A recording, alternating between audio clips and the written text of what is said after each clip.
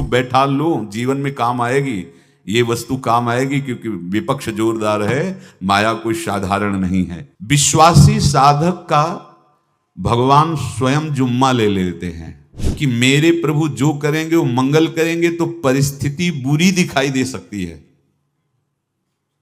परिस्थिति भयावह दिखाई दे सकती है कि अब तो सब गया ऐसा लगेगा, लेकिन वो बहुत बड़े के हाथ में नियंत्रित है परिस्थिति। देखते देखते उस परिस्थिति का परिणाम निश्चिंत निःशोक और निर्भय कर देने वाला हो जाएगा। साधन पथ पे हम इनको आदर्श मानकर चले तो बहुत जल्दी आनंद आ जाए। अब हमें किसी भी अड़चन से कोई भय नहीं, किसी भी अड़चन से भय नहीं। आप ये खिलवाड़ मत समझे, किसी भी अड़चन कोई तुम्हें नहीं रोक सकता आप श्री जी से मिलने के लिए। साधक तीन बातें आरंभ से देखे कि हमारे जीवन में आ रही हैं कि नहीं। पहली बात, भगवान पर पूर्ण श्रद्धा विश्वास। अनंत ब्रह्मांडों के स्वामी हैं, काल भी उनके अधीन है। डरना क्यों भाई, किस बात का डर लगना है? अगर डर है, भय है, तो अभी श्रद्धा विश्वास स्वामी में नहीं है। अगर हमें हृदय में कष्ट अपना प्रभाव पहुंचाना चाहता है, तो जैसे कोई ठंडी से बहुत कांप रहा हो और माता दौड़कर आवे, अपने हृदय से लगा के अपने शरीर का ताप देकर उसकी ठंड को दूर कर दे, ऐसे प्रियाजू करती हैं, ऐसे प्रियालाल करते हैं। ये कहा कहों बड़ भाग, नित नित रति हरिवंश हित, नित बरधत अनुराग, यह जो कृपा हरिवंश की। ये आपनो भाग आपुन मुख, कहा तुझ श्री हरिवंश बल, हरिवंश भरोसे भय निडर, सो नित गर्जत हरिवंश बल। देखा है, कष्टों की बौछार है, ऐसे जैसे ऊपर से वर्षा हो रही है, भगवान शेष फणों का छत्र, संवर्तक मेघ प्रलयंकारी वर्ष रहे, गिरिराज जी का छत्र। ऐसे भक्त को कृपा छत्र से हर समय सुरक्षित रखा जाता है। भक्त बनने के लिए कोई विशेष लायकात की आवश्यकता नहीं। मैं समस्त गुणों से हीन, पर मैं अपने प्रभु का, बस यही लायकात है। प्रभु की सिवा यदि आपका कोई अन्य आश्रय, तो आपको धोखा लगेगा। नहीं तो सच्ची कह रहे हैं, इसी जन्म में निहाल हो जाओगे। एक बात केवल स्वीकार करो कि प्रभु के सिवा मेरा कोई नहीं है, और है भी नहीं। स्वीकार कर लोगे तो तुम्हें अनुभव में आने लगे। हम प्रतिपल देखते हैं, प्रतिपल, वो केवल अपनापन चाहते, केवल अपनापन, कोई दूसरा नहीं होना चाहिए। बस कहां बाहर तो देखो आप सब हमारे हो, अंदर से नहीं हो। अंदर से आप सब श्री जी के हो और हम आपके सेवक हैं। बाहर से आप गुरु मानो, जो भाव मानो, वो आपको श्री जी जाने। अंदर से हमारे आप श्री जी के जन हो और हम आपके सेवक हैं। बाहर से कुछ भी व्यवहार मानो, कोई बाहर से व्यवहार का कोई अस्तित्व नहीं, अंदर की बात का अस्तित्व होता है। आप सब हमारी स्वामिनी के परिकर हो, हम आपके दास हैं। बस इस बात से हमारा अपनापन आपसे है, नहीं श्री जी के सिवा किसी से कोई अपनापन नहीं। कि आप इसका प्रभाव समझिए। प्रभु को सिर्फ अपनापन चाहिए, सिर्फ अनन्यता। यदि उपासक में तीन बातें नहीं है तो अभी थोड़ी गड़बड़ी है। पहला, दृढ़ श्रद्धा विश्वास। दृढ़ श्रद्धा, अब नहीं, अब नहीं, अब नहीं, अब तो हाथ उठने का समय आ गया। अब क्या, अब नहीं, अब गाहक मत फंसाओ, बाजार बंद करो, हाथ उठा लो, चलो अपने घर चलो, समय आ गया, घर चलने का समय है। नहीं तो कलयुग अपनी बाजार ऐसी फैला देगा कि भूल जाओगे कि घर भी जाना है। दूसरी बात, जो गुरु ने भजन दिया उसमें तत्परता, सच्ची मानिए।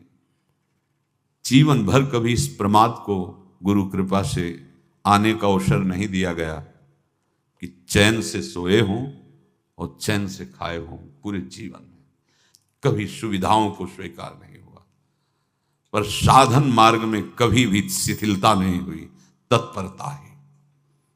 प्रभु पर पूर्ण श्रद्धा विश्वास और गुरु प्रदत्त साधन पर तत्परता, और तीसरा खास विषय इंद्रियों से भोगों को न भोगना। तब ये जो रंग है परमार्थ का, तब अब 2-4 माला की मनमानी आचरण किए कहते हैं हमें भगवदानंद की स्फूर्ति नहीं होती। आपने रास्ता रखा है भगवदानंद का, बाजार लगाए बैठे हो अंदर हृदय में, अन्य आसों की, अन्य भोगों की, अन्य चाहों की, अन्य मान्यताओं की। अरे खाली करो, ये सब माया का खेल है। एकमात्र प्रभु, बस जब ठन जाएगी ये बात। अच्छा गौर से देखो क्या है, जब चलोगे तो क्या होगा, चलने की तो सोचो, उस दिन की सोचो जिस दिन चलना है, और किस दिन चलना है पता ही नहीं है, तब तो और होश में हो जाओ। आपको कोई भी यहां सहयोग देने वाला नहीं, कोई भी वस्तु आपकी नहीं, कुछ भी आपके साथ नहीं जाएगा, तो होश में हो जाओ, संभाल लो, आगे की गति मत बिगाड़ो। 3 बातों पर ध्यान दीजिए, श्रद्धा और विश्वास अटूट अपने इष्ट पर। दूसरी बात, हमारे हृदय में जो गुरुदेव ने उपासना का बीज रोपण किया, तत्परता। देखो आपको हृदय की बात कहता हूं, माया के पास केवल प्रलोभन है, ये सुख में बांधती है। सुख का प्रलोभन अच्छे से सजा के पेश करके देना, साधक को भ्रष्ट करना, ये इसका स्वभाव है माया का। माया किसी व्यक्ति का नाम नहीं, किसी शरीर का नाम नहीं। भगवद विमुखता जिस वस्तु व्यक्ति स्थान से हो वही माया है। माया का मतलब थोड़ी जैसे कोई स्त्री शरीर पे आरोप कर दे या पुरुष शरीर पे आरोप कर दे ये तो माया है, तो और क्या है। मैं, मोर, तोर, तय और जहां तक इंद्रियां जाएं, जहां तक मन जाए, सब माया ही है। इसको देखा है भगवान के पार्षदों ने। ये क्या करती है, चमकीली लेबिल लगाकर, सुख का चारा डाल करके जीव को बांधती है।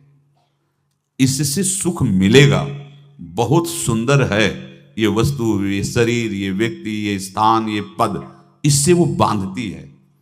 विवेक ऊपर की लेबिल का तत्काल ऑपरेशन करता है, वो आंतरिक विषय पर दृष्टि डालता है तो सब खोखला निकलता है, बाहर निकल क्रॉस कर जाता है।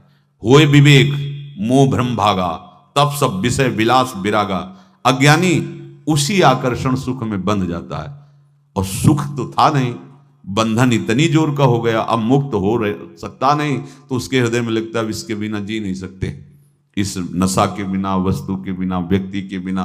और एक सूक्ष्म बात, वो जब आपको सुख देगी तो आपको स्वतंत्रता का आभास कराएगी, और जब आप उसको छू लेंगे तो आपको परतंत्र बना देगी, भयभीत कर देगी। तो आप डाउन होकर के अपने अस्तित्व को मिटाकर पूरा जीवन बर्बाद कर देंगे। इन शब्दों को लिख लो, अपने हृदय में लिख लो। माया सुख में बांधती है नहीं उसके पास सुख। जिसे तुम सुख समझते हो वो सुख नहीं, बिल्कुल सुख नहीं, वो सुख की छाया है, तुम्हें समझ पड़ती नहीं, ये गिरधर की माया है।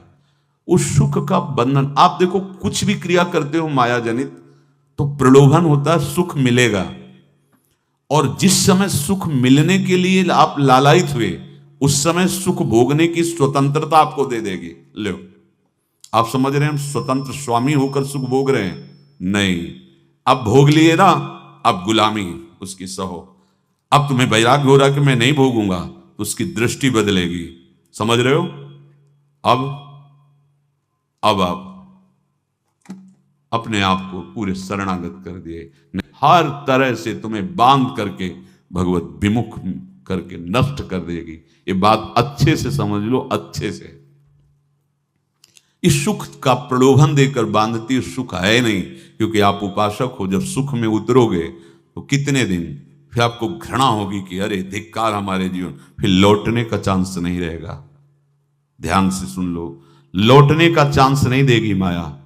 तुम्हारी ऐसी आंतरिक कमजोरी हो जाएगी, ऐसी वृत्तियां कमजोर हो जाएंगी कि तुम उस माया के इशारे पर नाचोगे, उसके विपरीत तुम बोलने की भी ताकत नहीं रख सकते। मान लीजिए विषय चुगा जिन चुगे, कछुक चुगत सुख होए। फिर जो फांसी ऐसी लगे, तेसम दुख न को। ये अनुभवी महापुरुष रसिक शेखर श्री ध्रुवदास जी महाराज कह रहे हैं। तो तीसरी बात का संयतेंद्रिय,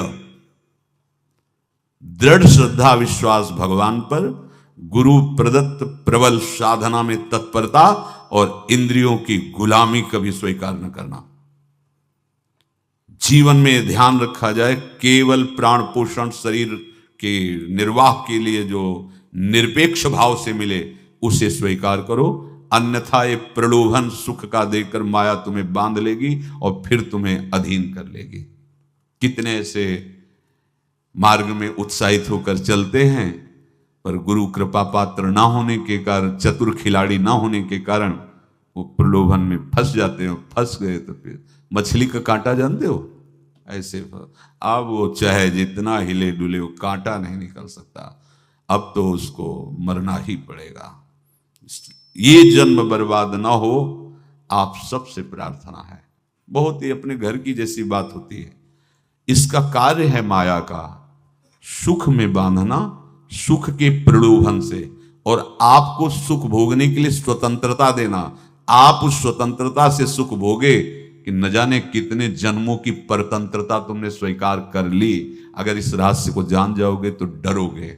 ये डरे डर प्यारी वंश ही थे। श्वास जैसे मनुष्य स्वाभाविक लेता है,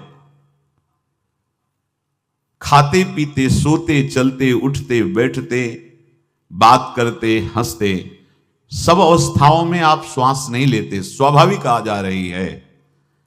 ऐसे ही श्वास प्रश्वास अपने आराध्य देव के स्मरण का अभ्यास बना लो। अभ्यास योग युक्त चेतसा नान्यगामिना। और जैसे तनिक भी श्वास रुकी तो घबराहट, बेचैनी, परेशानी आ जाती है, ऐसे ही श्वास प्रश्वास यदि नाम से खाली जाने लगे तो घबराहट, परेशानी, जलन पैदा होनी चाहिए। तब आप उपासक माने जाएंगे। क्या ऐसा हो रहा है? क्या हृदय की ऐसी स्थिति है तो धन्यवाद, नहीं है तो इसी की प्राप्त करने के लिए प्रियाजू ने हमें अपने मार्ग में घसीटा है, चाहे वो गृहस्थ हो चाहे वो विरक्त हो। यदि श्वास प्रश्वास में नाम न हुआ तो तुम्हें घबराहट होनी चाहिए। भूरी सखी जी कहते हैं कि मेरे जी में बड़ी घबराहट होती है, ऐसे वो जी घबरात। भूरी सखी जी कह रहे हैं, श्वास नाम दो बिलक चलत है, इनको भेद न मोको भावे।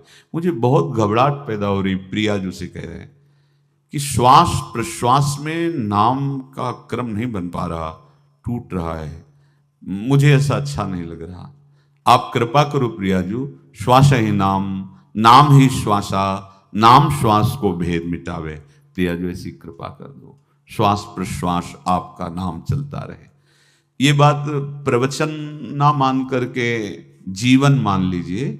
जैसे हमारी श्वास प्रश्वास उठते बैठते चलते फिरते खाते पीते स्वाभाविक चलती है, हम ऐसा अभ्यास नाम का करें कि ऐसे चले। जैसे हमारी श्वास प्रश्वास रुकने लगे तो घबराहट, बेचैनी, प्राण व्याकुल हो जाते हैं, ऐसे ही श्वास प्रश्वास में यदि नाम रुकने लगे तो तद स्मरणेन परम व्याकुल तीत, घबराहट पैदा हो जाना चाहिए। नहीं होती तो अभी बहुत दूर नगरी, होती है तो अब निहाल हो गए हो, तुम चिंता मत करो। आगे का जो दिव्यात्मक स्वरूप है वो आना प्रारंभ हो जाएगा। रोम रोम रग रग बोले तब कुछ स्वाद नाम को पावे। यही सारा वैभव प्रकाशित हो जाता है। जहां तक हो सके किसी भी अनर्थ के हटाने का तुम प्रयास और चिंता मत करो। बहुत अनुभव की बात है।